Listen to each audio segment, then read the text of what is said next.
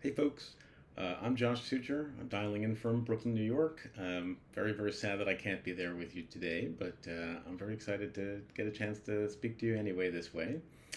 I'm here to talk to you about some of my retro tech projects, but really more to talk about some of the wonderful people who have made them possible.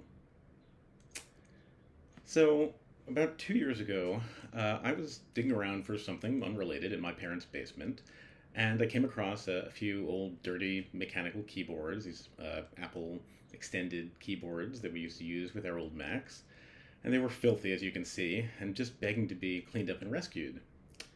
So I brought them home, cleaned them up, got them working pretty quickly, but I noticed that, some of the keys were sticking or didn't work at all. Um, and I thought it was kind of in my wheelhouse to try to fix it. So basically, I popped over onto eBay and, you know, I've just bought a few random switches from the first seller I found at the right price after, doing a little bit of research to figure out kind of what key switch I needed for this particular keyboard. And a few weeks later, this big package arrived from New Mexico. Strange. So inside, as I opened it up, I found an unlikely array of riches. The package was just stuffed with articles, pamphlets, photos, burned DVDs and CDs, and of course the 10 Alps switches I'd ordered for my keyboard, but then also a handwritten invitation to some event called Kansas Fest, signed by my eBay seller, Stephen Buggy. And as it turns out, Dr. Buggy is a huge Apple II enthusiast. Apparently, he still uses his Apple II as his daily driver. Uh, Claims to love its portability, which allows him to take it on vacation. As you can see, he's also a geologist. He's a tenured professor at the University of New Mexico, a tenured psychology professor. He's a hot air ballooning enthusiast, a uranium prospector. I could go on, but certainly he's a pretty strong candidate for the most interesting person on the planet. Um, and I know what it's like to have a lot of special interests. I've spent my life as a magpie and a dilettante. I make a lot of retro computing projects. I train chatbots in my own voice. I make miniatures or bijou memory cocoons, as one of them's been called. I've studied anthropology, intellectual property law, interaction design. I've been called as useless as an orchid in a snowstorm. Um, so I know what it's like to have a lot of interests. But what really struck me about Dr. Buggy, wasn't the wide array of interests. It was more, the 40-year journey at the heart of it. Um, Apparently, Dr. Buggy has used Apple IIs, started using them in his classroom in the 80s, started attending Kansas Fest as way back as 1996. Kansas Fest, by the way, it turns out, is an Apple II gathering that happens every year in the great state of Kansas, and has been happening for decades.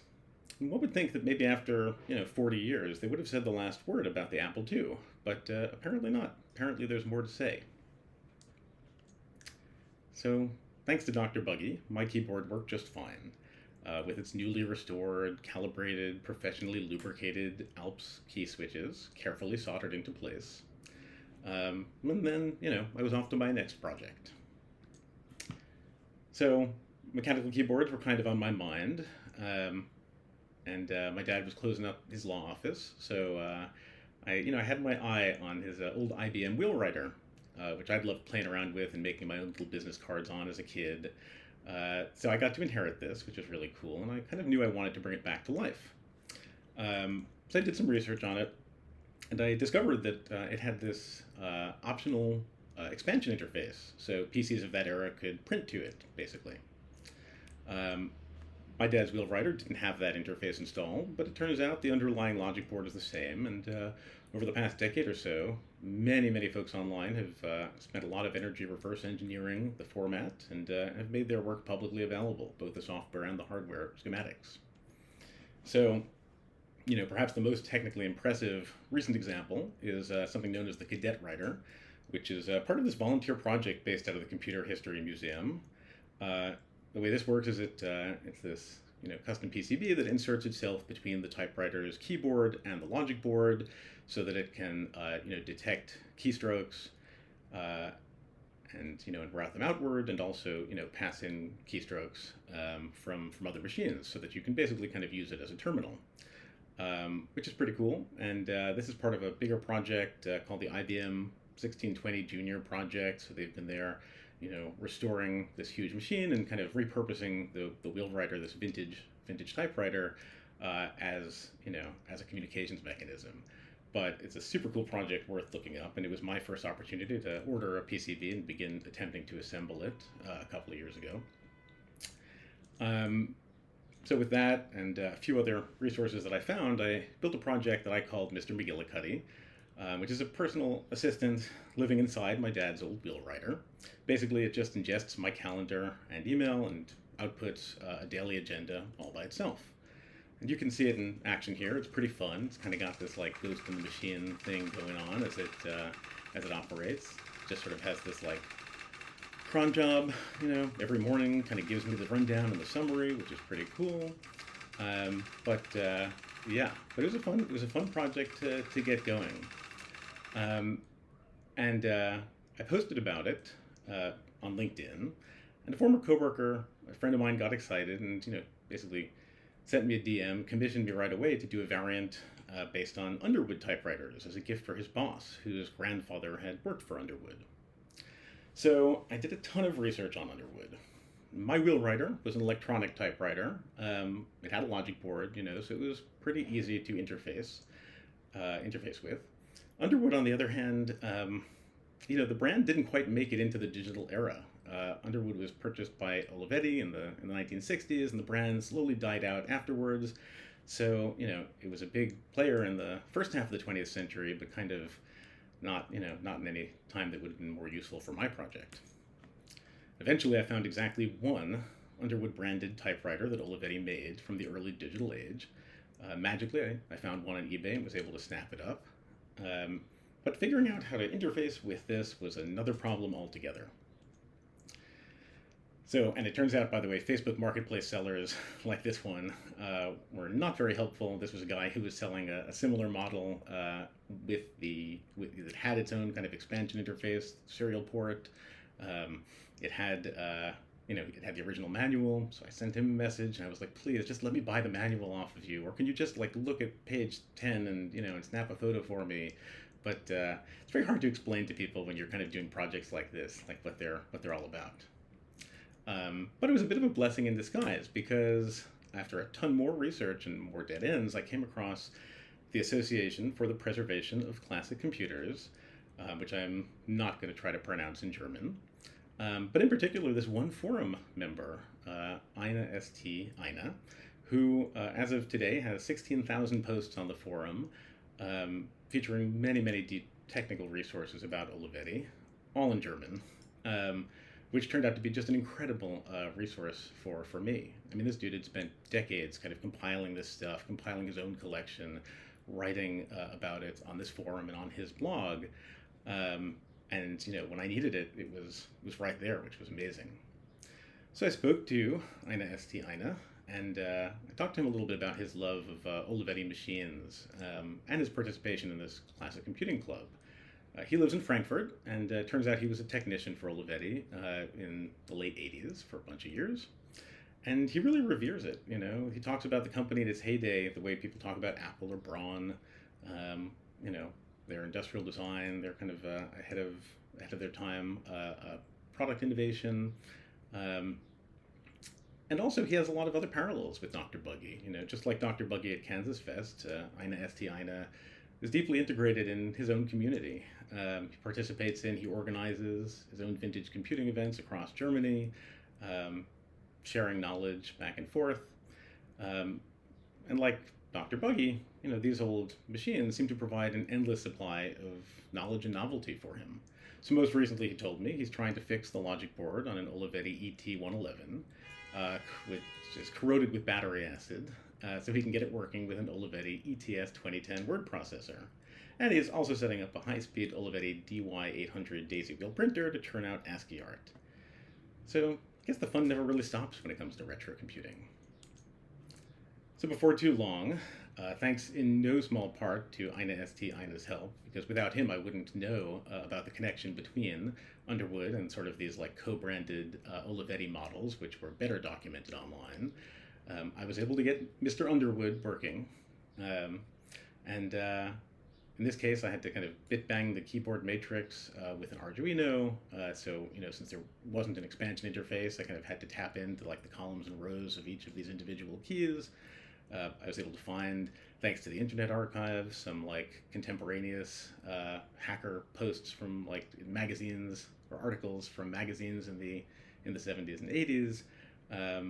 And I was able to get this project done, this version of my daily assistant, and mail that off to my friend and his very appreciative boss. So that was fun and all. But then it was off to, of course, my next project. So while I was spelunking in my dad's basement, I came across the monitor from his TRS-80 Model 1, circa, 1978, I think? So he used to tell me how much he loved this machine. When he was starting out as a lawyer, the late 70s, this was his first computer in his office. And when I was growing up, he would tell me that he went away, for the holidays one winter, and he came back, and there had been a flood coming from the floor upstairs in his office building, directly on top of his Model 1. And he said, he just sort of tilted it on its side, let it drain out, let it dry for a couple of days, and it worked great. And then he told me the same thing happened the next winter somehow, and again, it worked fine after drying it out. So this sold him on the Tandy, even though people love to call it the Trash 80. But he spoke reverently of it. And it wasn't, this wasn't my generation. I grew up with the classic Macs, black and white Macs, like the SE30. So this was, before my time. But I kind of wanted to, again, rescue this little bit of hardware and play with it. But I really didn't know where to start. By the way, of course, I had to, to feature this photo of this showing up on Mr. Underwood as part of my daily planner, my very important purchase of the TRS-80 Model 1. I did order one on eBay because I didn't want to mess with his until I had figured it out a little bit more. But I appreciate that Mr. Underwood, correctly classified it as an important email. I also appreciated that I was the first one to crack open my Model 1 by accessing the screw under the warranty sticker. So, sorry, Radio Shack, wherever you are. But as I started figuring out my way around the Model 1, I discovered there is an exceptionally vibrant TRS-80 community. Some folks have created these amazing, detailed, perfectly faithful reproductions of the Model 1's logic board. They've meticulously drawn each trace, and they provided Gerbers and bill of materials in case anybody wants to do it themselves. Other folks have pioneered the process of flashing new ROM, kind of upgrading the built-in ROM on the TRS-80 and creating these adapter boards because the original ROM chips, that layout is defunct, unavailable these days. Other folks have built new games and productivity apps for the TRS-80 or created these replacements for the unique cockamamie power supply that's like a combo AC-DC transformer that the Model 1 used. It's just an incredibly amazing active community. And one of the most impressive projects that I've seen in the community is known as the TRS-IO. Just this card that basically piggybacks off of the expansion interface in the Model 1 and the Model 3 to offer a ton of customization, including, most relevant for the project that I was working on, network connectivity. So this allowed me to build this project that I called the MTS-80 the MTS-70 as a gift for my dad's 70th birthday last year, the MTS being his initials. And the MTS-70 is this kind of custom mega app. I built it in BASIC just for him. It's just got a bunch of stuff only he would be interested in. It has this Go emulator, which is really fun. So if you want to play a game of Go, as he does during his off hours, you can do that on the MTS-70. It offers tides, currents, and weather data. He spends a lot of time outdoors on the water, so it's always important to check the weather conditions when you're getting out on the water. Now you can do that with your trusty MTS-70. It has, this is maybe one of my favorites, it has this text-based adventure game. This is a uses GPT-4 API to kind of power this into infinity in the background. But basically, just this bespoke role-playing game that's tailored again to our family, to his house where he lives. Again, spends a lot of time on the water. You can walk around the beach and inspect erosion and look for flotsam and monitor other interesting stuff on the waterfront as he likes to do. And then it can also play Happy Birthday.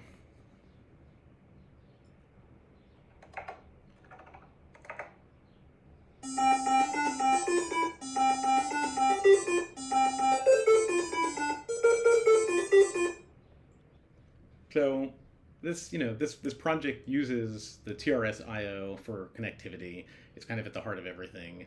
And getting it going was no small feat. The whole project really involved, first of all, I had to figure out, the TRS-80. I had to figure out how to rebuild the Model 1's motherboard, which wasn't totally working.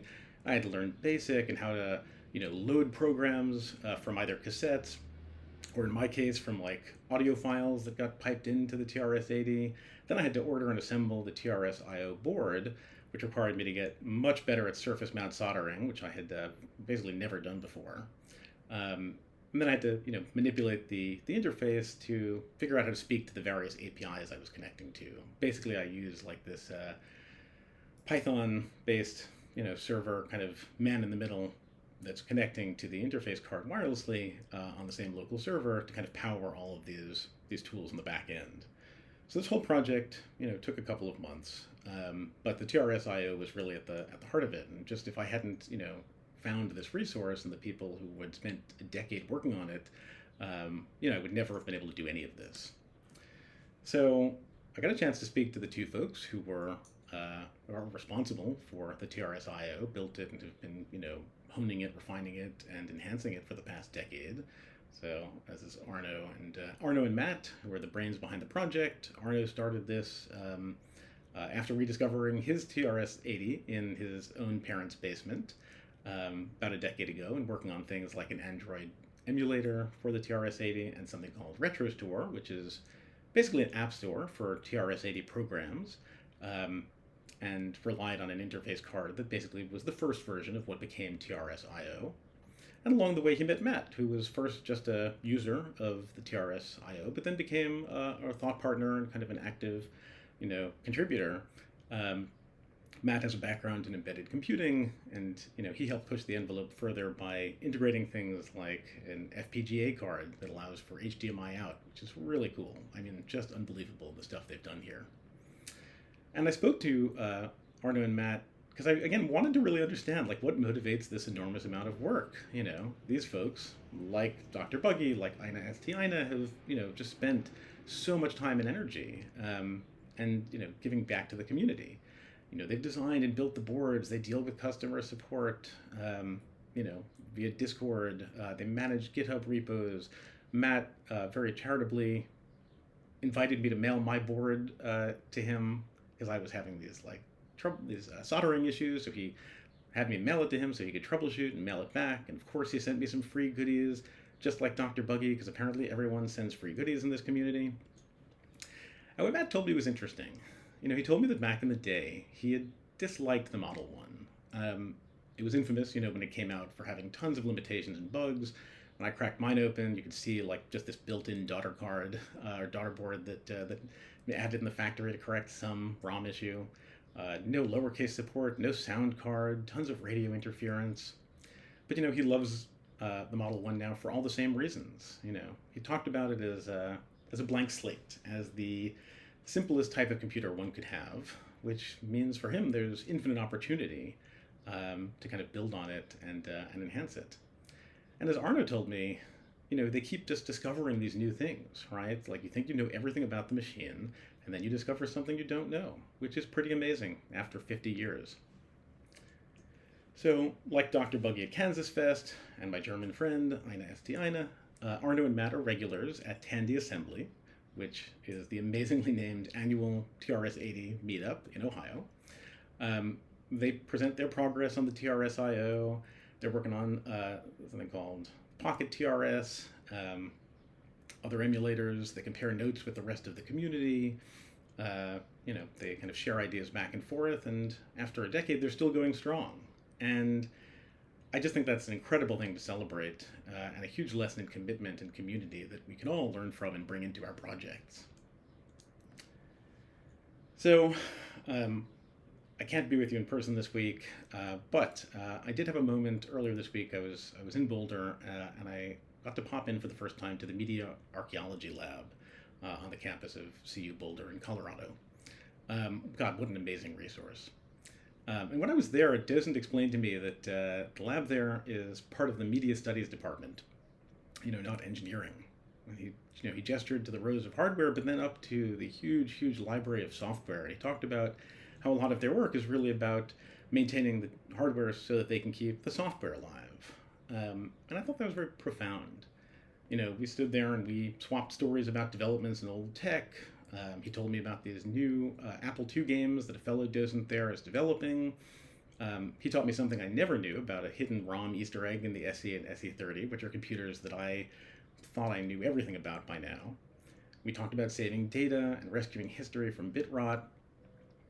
And I realized, maybe there's no big difference between being a magpie, like I've always identified myself, just flitting about from project to project.